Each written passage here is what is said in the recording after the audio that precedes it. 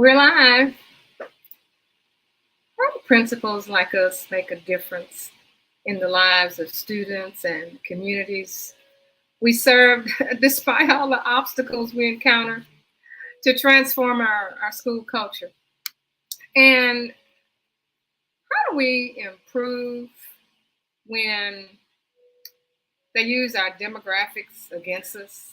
They say that because of the demographics, we can't exceed. Look at these children. And you have teachers who believe that parents don't value an education. I mean, what do you say about that? And how do you deal with central office directives and timelines that don't align with the vision that you have on your campus? If you're facing these challenges, here is where you're going to find the answers to overcome any obstacle you encounter. And you can do it right now. You don't have to wait to turn your school into a hallelujah success story. Hello, principals on the come up. I'm Barbara Polk, and today our topic is 3 ways to shift teacher culture. Why treating your teachers all the same is just not enough, and it just won't work. So, as you are in your schools preparing, this summer, some of us have already taken vacations. Some of us will be taking the vacations in a few weeks. There's some things that you need to consider as you are preparing for the upcoming school year. And I want to ask you a question. Why are you focusing so much on those few little vacancies that you have? Those few recruitings that you're doing? And why aren't you focusing on those teachers who are staying? Those teachers who were with you the entire school year?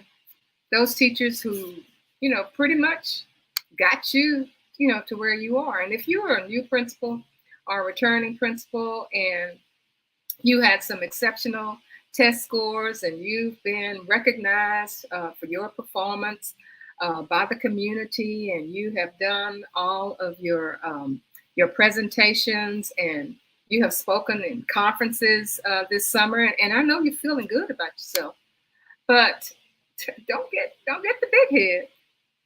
Don't have that ego to inflate you and think it's all about you. I just want to tell you that it's not. The core people who made that happen on your campus are your staying teachers. They could be your veteran teachers. They could be your first-year teacher, 2-year teacher, 3-year teacher. What I'm saying is that you have to do something to recognize those teachers.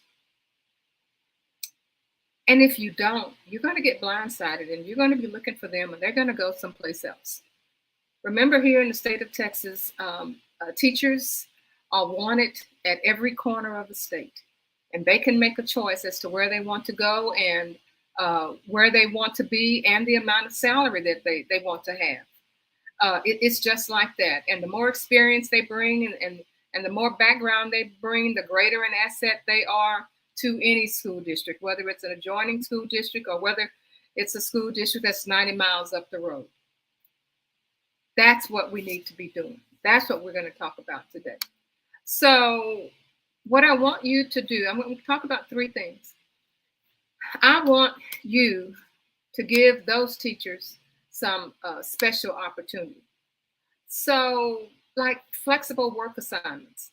Now, I know that your master schedules are complete by now, and you've probably received some resignations within the past week or so that you didn't think about. Well, I want you to be creative at this point. I want you to look at those staying teachers and see how those staying teachers can help you at this point with that schedule. I want you to recognize the expertise that these veteran teachers and these 2- and 3-year teachers bring to the table. You need to be in contact with them. You need to share what's happening in the school with them. Now, I know you depend upon, your instructional coach, and you depend upon your assistant principals, but I'm telling you, you are who you are because of these staying teachers. because of these veteran teachers. So if there's a different kind of assignment that they can get, that you can develop for them, then let's look at another assignment. Let's look at something that maybe you have heard they're interested in, but they haven't been able to tell you that personally. Maybe they want to decide to get some kind of extra certification. Make it possible for them. Let them know that you were there. You for your veteran teachers, you may want to assign them to be mentor teachers. And let's put a pause right there. Being a mentor teacher has a negative connotation in a lot of school districts. It's a negative connotation because teachers, our veteran teachers, who know what they're doing, who understand, how to get the job done, they may see that as an extra burden.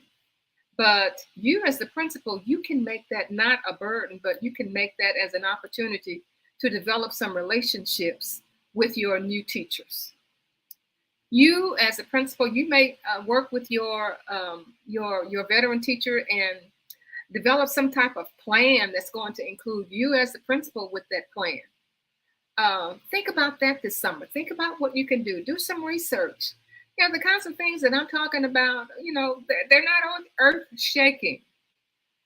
But as a new or returning principal, with everything that's on your plate and with your concern, basically right now on filling all of your positions, and I know some of you have filled your positions with your adjunct teachers. You have become the district where you can innovate. And I know that will happen. And while we're talking about that, what are you going to be doing about those people who have been the permanent substitutes on your campus all this time? And they may be in that position for a couple of 3 years. Are you just going to quit looking for a permanent teacher in that spot? I mean, things are not always going to be tough the way they are right now. We have some teachers in the pipeline who are coming. Some teachers who are fully certified who are coming. And even in our districts that, are innovative, when you get a person who is certified, you have the choice to put them in that position. So what are you going to do with those adjunct teachers or those special teachers that have been your permanent substitute teachers? What are you going to do? How are you going to work with them? They have been there to support you. They were your substitute teachers for all these years. They know how to teach. They know how to teach the same way they've been teaching for years. So what are you going to do in order to improve their professionalism? That's something that you need to consider when you're talking about your staying teachers, because really they are your staying teachers.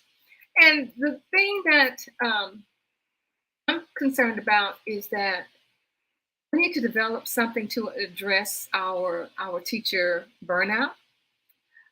We need to have some type of program to promote self-care and have that directed at your staying teachers.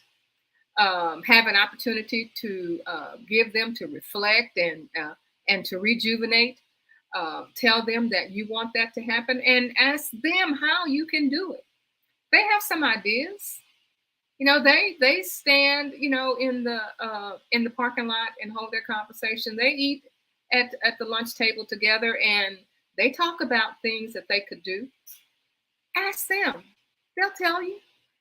The other thing is that, have those teachers, those staying teachers, a way to involve them is to incorporate them in some type of professional development. That's my doorbell. I'm live. Remember, I'm live. Have them focus on some self-care strategies, and have them to tailor that for certain teachers.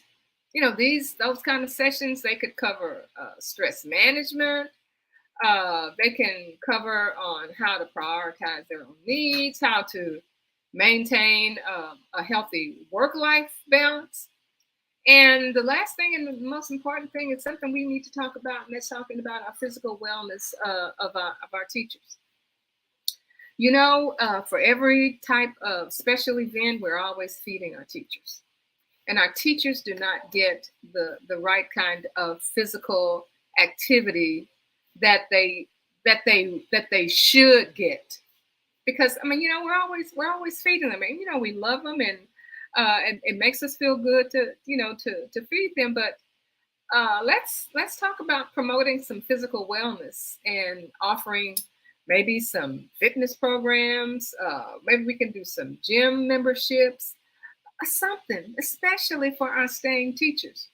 Let's do something on campus that's going to encourage, some regular exercise and some healthy lifestyles. We're talking about changing the culture on our campus for our students to encourage them to succeed, because we're a school that has a hallelujah success story, and we're winning culture. Well, part of the culture is to have the physical wellness of our teachers.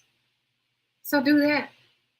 Have some type of program maybe in the morning or something in the afternoon. You have some people who like to, work out early, and we have some that, like to come in the afternoon.